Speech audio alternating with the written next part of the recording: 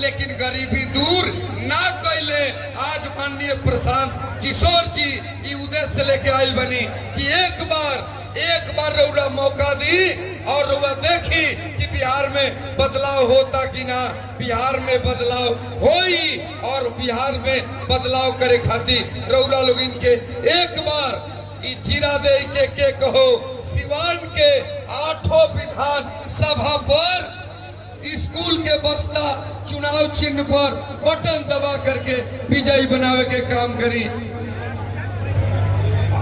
और माँ बहनों से हमार निवेदन बा, आग्रह बा कि जे जहाँ बा वही जी बैठा रही। ऐसे कि अफरा तफरी ना होके के चाहिए। ऐसे कि हमनी के नेता आदरणीय प्रशांत किशोर जी सबकर भाई हई, सबका घर के हई। ऐसे सबकर ये उद्देश्य ये जय बिहार,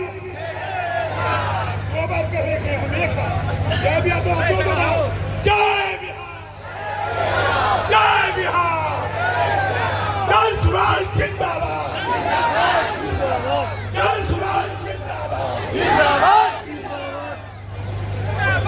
स्वागत में आप सबों से आग्रह है कि ताली बजाकर तालियों की गड़गड़ाहट से स्वागत एवं अभिनंदन करें।